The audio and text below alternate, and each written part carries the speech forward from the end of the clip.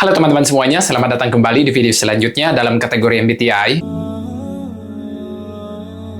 Setelah di video sebelumnya kita membahas tentang dua mode dari introverted sensing, di video kali ini kita akan fokus ke extroverted sensing, di mana extroverted sensing juga memiliki dua mode, yaitu analitik dan holistik juga. Di sini sebelum kita membahas tentang dua mode dari extroverted sensing ini, mungkin dari beberapa kita ada yang bertanya seperti begini. Pernahkah kita melihat ada orang yang langsung bertindak tanpa banyak pikir, sementara ada juga yang lebih menikmati momen dan mengikuti alur? Jawabannya, keduanya sama-sama menggunakan extroverted sensing. Jadi extroverted sensing ini bukan hanya soal hidup di saat ini saja, di mana di sini ada dua cara utama extroverted sensing bekerja. Seperti yang sudah disebutkan tadi juga bahwa ada extroverted sensing analitik, di mana SE analitik ini lebih tegas dan lebih berorientasi pada tindakan. Kemudian di sini juga ada SE holistik, di mana mereka lebih menikmati dan menyerap pengalaman saat ini juga. Jadi kita bisa bedakan di sini orang yang extroverted sensingnya lebih ke analitik, mereka di sini lebih aktif. Sementara untuk yang holistik itu mereka lebih pasif. Jadi intinya dengan memahami ini membantu kita melihat bahwa extroverted sensing itu jauh lebih luas dari sekedar stereotip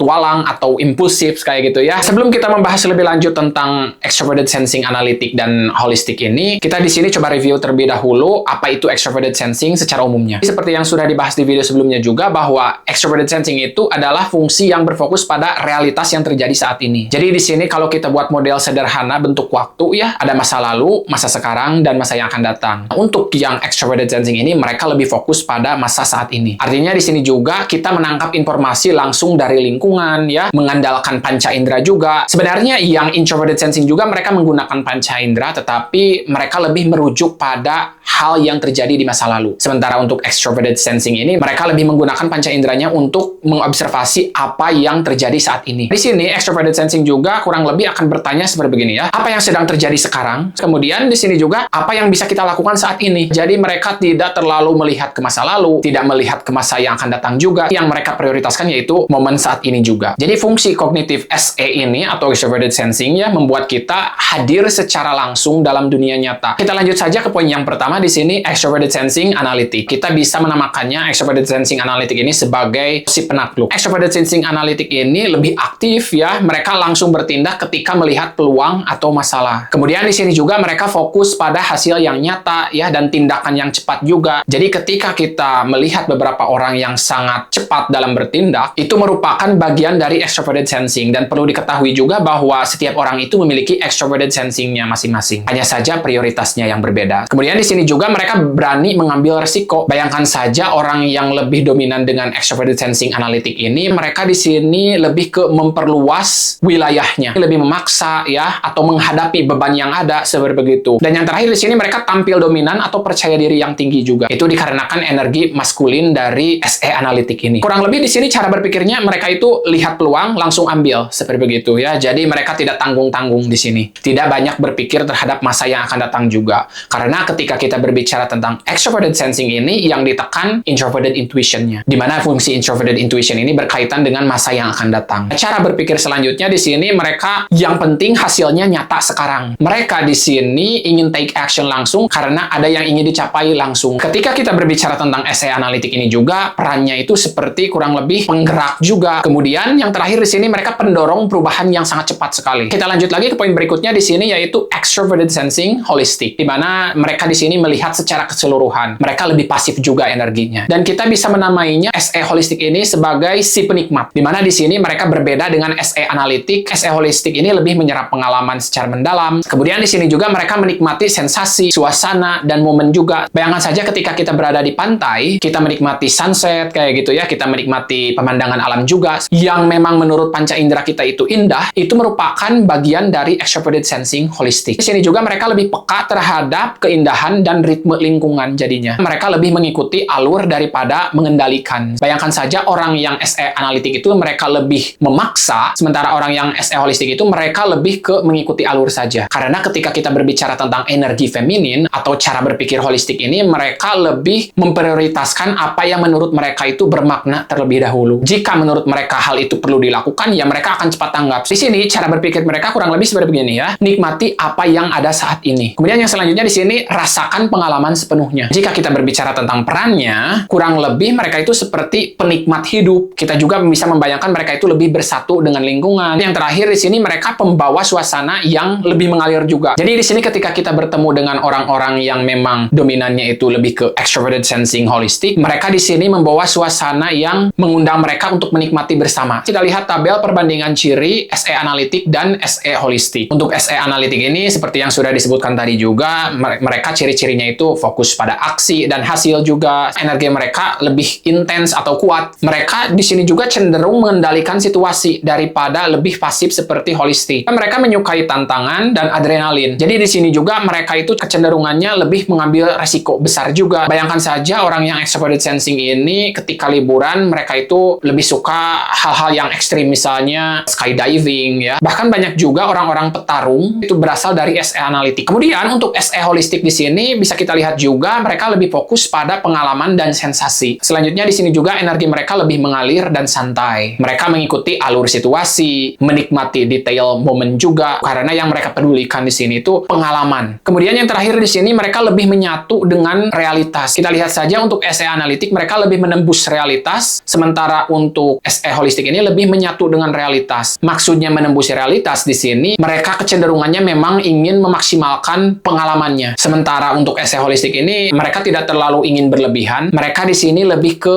menyatu dengan realita yang ada saja. Kita lanjut lagi ke poin berikutnya di sini, makna lebih dalam dari dua mode SE ini. Yang pertama perlu diingat juga bahwa perbedaan ini bukan soal aktif melawan pasif. Di sini sebenarnya kita memiliki dua energi tersebut. Hanya saja yang dominannya yang mana. SE analitik dibutuhkan untuk berinteraksi dengan dunia dengan cara lebih mendorong atau lebih meresikokan diri. Sementara untuk SE holistik di sini berinteraksi dengan dunia dengan cara lebih menerima. Jadi di sini tanpa SE analitik kita bisa ragu dan kurang bertindak juga, dan tanpa SE holistik di sini kita bisa terlalu agresif dan kehilangan rasa juga. Jadi kedua energi ini benar-benar dibutuhkan untuk keseimbangan. Keseimbangan di sini bukan berarti 50-50, tetapi kita menggunakan yang kurang dominan di dalam diri kita itu dalam beberapa waktu ketika memang hal tersebut dibutuhkan. Intinya keduanya adalah cara berbeda untuk hadir di dunia nyata ini. So that's all for today's video. Jadi yang bisa kita simpulkan di sini, extroverted sensing bukan hanya satu cara. Kita semuanya bisa memiliki sisi yang ingin bertindak dan menaklukkan. Ada juga sisi yang ingin menikmati dan merasakan. Dan tentunya ini berkaitan dengan panca indera karena kita berbicara tentang sensing. Kemudian di sini juga keseimbangan terjadi ketika kita tahu kapan harus bertindak cepat ya,